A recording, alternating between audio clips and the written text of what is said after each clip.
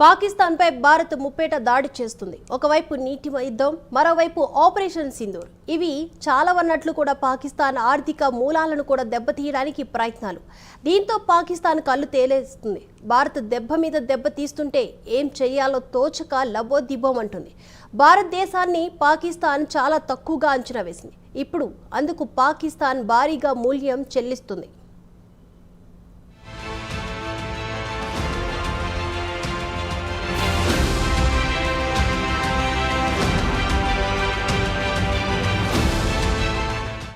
భారత్ మౌలికంగా శాంతి కాముక దేశం అయితే ఒక్కోసారి పరిస్థితులు మారిపోతాయి. పొరుగు దేశాలతో యుద్ధ వాతావరణం నెలకొంటుంది. అటువంటి సమయాల్లో భారత్ దెబ్బ కొడితే ప్రత్యర్థి దేశం మరోసారి లేవడం అంటూ జరగదు. పాకిస్తాన్ కు ఇప్పుడిప్పుడే ఈ విషయం అర్థమవుతోంది. ఏప్రిల్ 22న పహల్గాం ఉగ్రదాడి జరిగింది. దీంతో ఆగ్రహంతో రగిలిపోయిన భారత్ ఏప్రిల్ 24న సింధు జలాల ఒప్పందాన్ని రద్దు చేసింది. ఒప్పందం రద్దు ప్రభావం ఈ ఖరీఫ్ సీజన్ నుంచి కనిపించనుంది.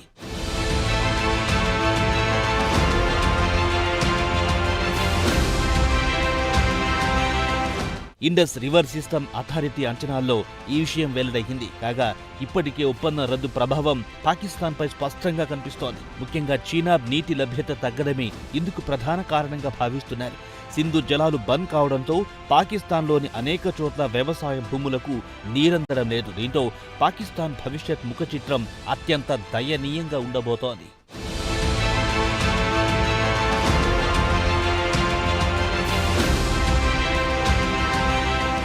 కాగా ఇటీవల బగ్లిహార్ జలాశయం నుంచి పాకిస్తాన్కు నీటి సరఫరాను భారత్ బంద్ చేసింది. బగ్లిహార్ జలాశయం జమ్మూలోని రాంబన్ చీనాబ్ నదిపై ఉంది.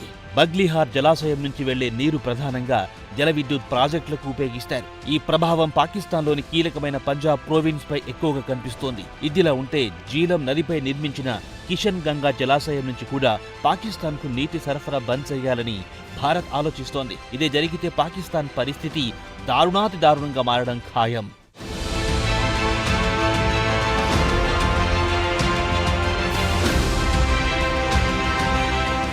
పహల్గాం ఉగ్రదాడి జరిగిన 2 వారాల తర్వాత ఆపరేషన్ సింధూర్ పేరుతో పాకిస్తాన్పై ప్రతీకార దాడులు చేపట్టింది భారత్. పాకిస్తాన్ అలాగే పాకిస్తాన్ ఆక్రమిత కాశ్మీర్లోని మొత్తం 9 ఉగ్రవాద స్థావరాలను లక్ష్యంగా చేసుకుని ఆపరేషన్ సింధూర్కు భారత్ శ్రీకారం చుట్టింది.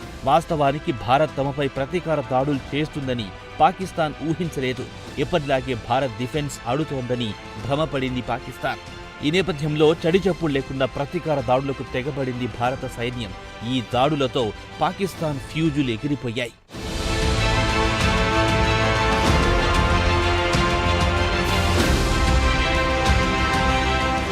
ఇదిలా ఉంటే పాకిస్తాన్ ఆర్థిక మూలాలు సమూలంగా దెబ్బతీయడానికి భారత్ ఇప్పటికే పక్కా ప్రణాళికలు రెడీ చేసింది. పాకిస్తాన్ ఇప్పటికే ఆర్థికంగా దివాలా తీసింది. అప్పు కోసం అనేక అంతర్జాతీయ సంస్థల ముందు నిలబడి దేబిరిస్తోంది. అయితే ఉగ్రవాద కార్యకలాపాలకు నిధులు అందజేస్తోందన్న ఆరోపణలు పాకిస్తాన్పై ఎప్పటి నుంచో ఉన్నాయి.